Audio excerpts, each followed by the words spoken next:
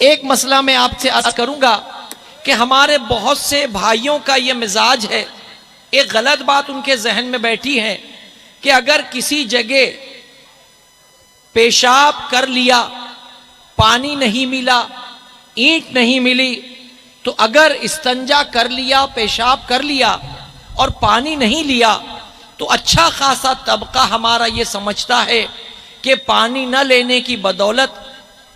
ناپاک ہو گئے اور غسل ہی کرنا ہوگا۔ حالانکہ ایسا نہیں ہے، شریعت نے ہمارے لیے بڑی آسانیاں رکھی ہے۔ اگر آپ کسی راستے پر ہیں، پیشاب کی حاجت ہے،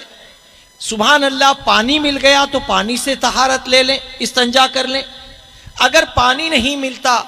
تو ایسی اینٹ جس میں ایبزارب کرنے، جس میں چوسنے کی قوت ہو،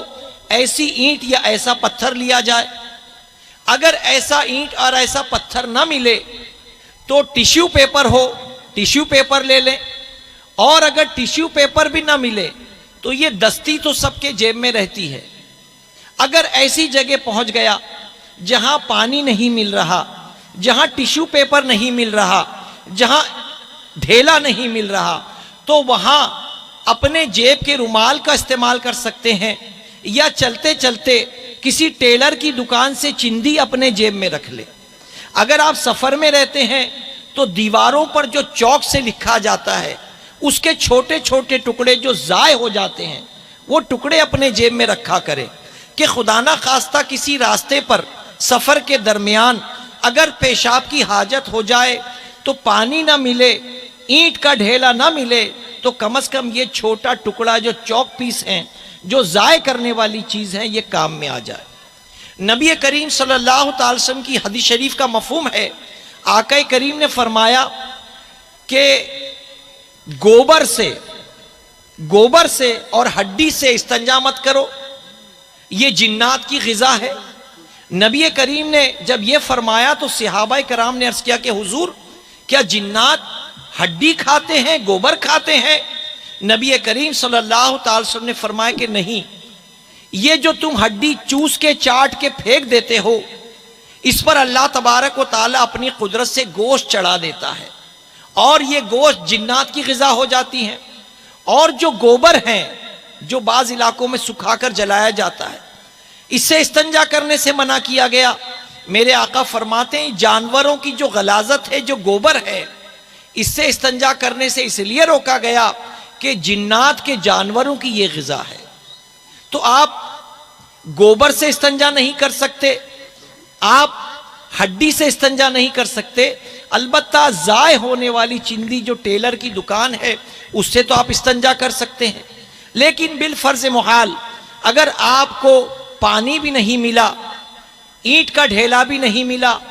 چندی بھی نہیں ملی، اور کوئی ضائع کرنے والا چوک پیس بھی نہ ملا، تو آپ اپنی جیب سے رومال نکال کر کے جب پیشاب کر لیں تو شرمگاہ کا اگلا حصہ اطمینان سے پوچھ لیں۔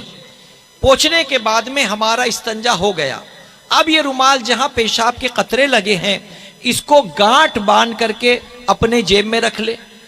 اب آپ چلتے چلتے سفر آپ کا جب اختتام پر پہنچے تو مسجد ہو یا گھر، وہاں جا کر کے آپ اپنے رومال کو پاک کر لیں، دھو لیں، آپ کی طہارت بھی ہو گئی اور الحمدللہ آپ پاک بھی۔ اب چونکہ آپ نے اس طریقے سے طہارت کر لی تھی تو اب آپ کو وہ شرمگاہ کو دھونے کی حاجت نہیں۔ اگر نماز کا وقت ہے تو آپ وضو کر کے اطمینان سے اپنی نماز ادا کر سکتے ہیں۔ لیکن اگر پیشاب کرنے کے بعد آپ چند قدم چلے تھے اور آپ کو محسوس ہوا کہ کچھ پیشاب کے قطرات کپڑے پر ٹپک گئے، تو آپ مسجد کے باتھ روم میں یا گھر کے باتھ روم میں جا کر کے اپنے کپڑے کو چیک کر لیں۔ اگر انڈر ویئر پر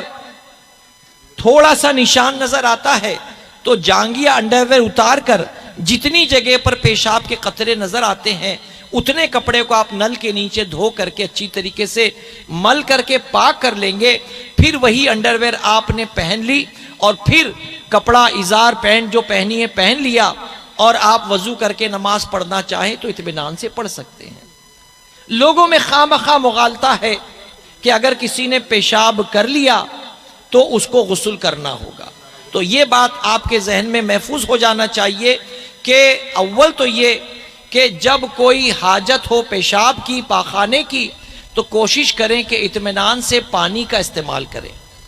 اور اللہ کے رسول صلی اللہ تعالی وسلم کی حدیث شریف کا مفہوم ہے، اللہ تبارک و تعالی ایسی طہارت کو پسند فرماتا ہے جو پانی اور ڈھیلا یہ دونوں کا استعمال کرتا ہے،